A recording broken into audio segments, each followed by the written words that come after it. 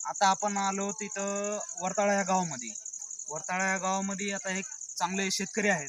आपल्याला त्यांच्याशी बोलायचं आहे. तर सर्वप्रथम आपण त्यांचं नाव जाणून घेऊ. तुमचं नाव काय आजोबा? आमचं नाव भगवानराव जायभाई भगवानराव जावेबाई. वरताळा. बरं बरं. तुम्ही शेती किती वर्षापासून करता?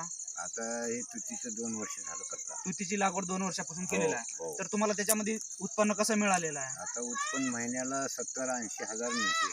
महिन्याला का? हो, 1.5 एकर मध्ये. बरं बरं. तर त्यासाठी तुम्हाला ते तुतीची लागवडीची माहिती कुठून भेटली अगोदर?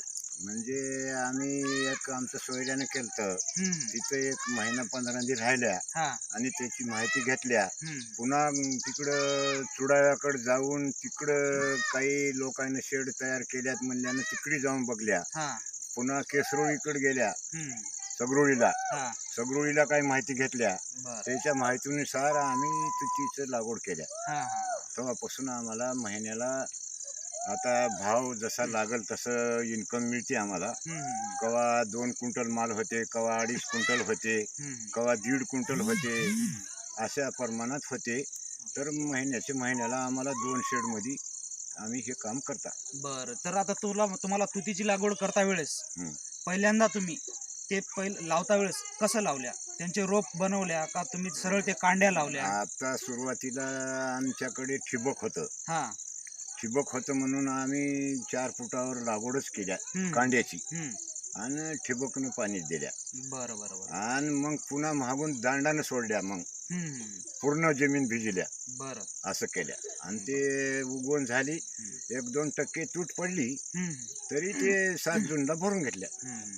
बरं. तुमच्या शेतामध्ये ते पूर्ण जर लागवड झाली तर त्याच्यामधले किती टक्के झाडं उगवते?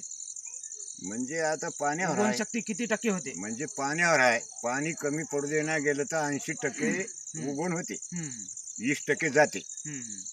तर पाणी किती दिवसाला त्याला द्यावं लागते आपल्याला? म्हणजे आता 8 दिवसाला 6 दिवसाला जमीन असेल काळी तर तिला लांबून, जरा हलकी भुशारी जमीन असली तर तिला लवकर. बरं. असं.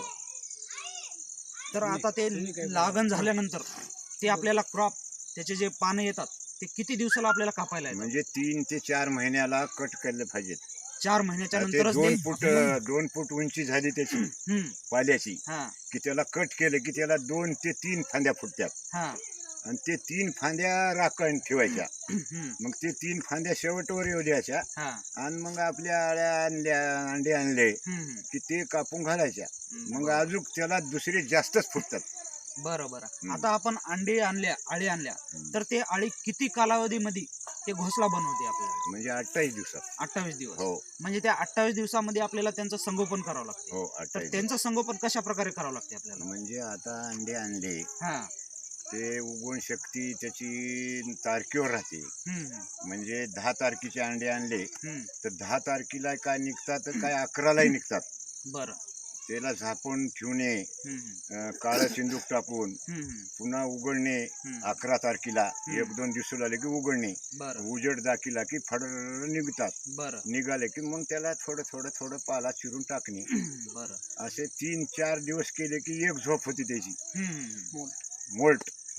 एक मोल्ट झाला की दुसऱ्या मोल्टाला नकर दाबण्यासारख्या होतात. तिसऱ्या मोल्टाला मग रॅकवर नेऊन टाकावं लागते. 2 मोल्ट ते 3 मोल्ट आपण घरीच संगोपन करायला पाहिजे त्याचे. बरं. त्यांची झोप जे म्हणता तुम्ही तर ते झोप कशा प्रकारे येते त्यांना? म्हणजे मेल्यासारखं. झोप म्हणजे शांत चुळबुळ करणार. म्हणजे त्यावेळेस ते काय खातात त्याचे काहीच खाणार. किती वेळ ते झोपतात? म्हणजे आज 2 मोल्ट 24 तासाचे राहतात. 24 तास ते कंटिन्यू झोपतात. म्हणजे ते काहीच खात नाही. 24 तासाच्या नंतर मग पुन्हा परत त्यांनी त्यांची दिनक्रम परत चालू होते. उठून असे होऊ लागले की त्याला पाला टाकलंच पाहिजे.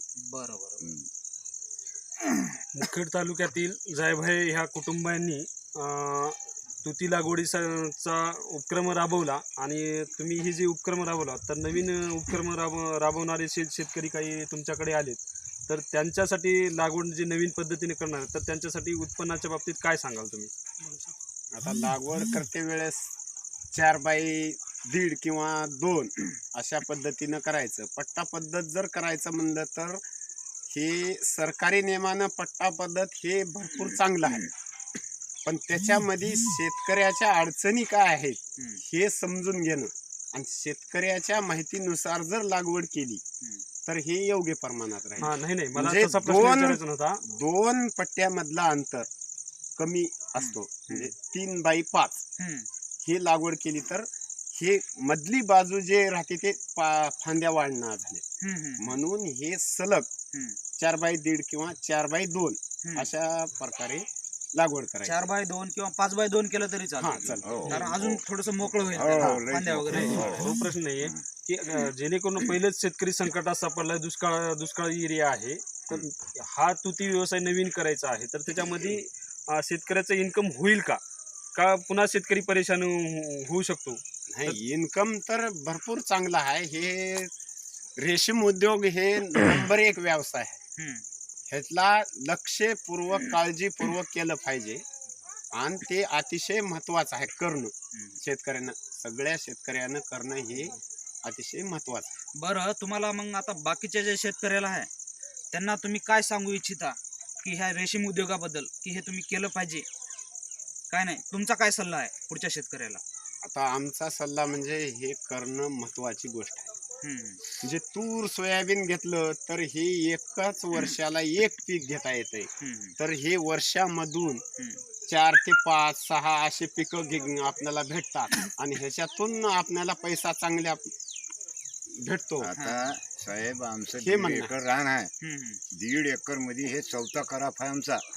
मिरगापासून 7 जून पासून आतापर्यंत आमचा हे 4था खराप आहे. 2 झाले 70 हजाराचे, एक झाला 60 हजाराचा. आता हे चालू आहे. म्हणजे तुम्ही आता ह्या क्रॉप मध्ये जे आहोत हो. ते शासनाचे तुम्ही लाभार्थी आहोत. हो, कारण शासनाने तुम्हाला पुरेपूर हो, ह्याचा हो. फायदा करून दिलेला हा, आहे. दिला. म्हणजे आम्हाला एक मदत मिळाली शासनाची. हा. बरं, चालते. आपण सगळ्या शेतकऱ्यांना असेच सांगू हो, की तुम्ही तुती उद्योगाकडे वळलं पाहिजे. हो, वळलंच पाहिजे. हा. चांगलं आहे. ठीक आहे, धन्यवाद. धन्यवाद.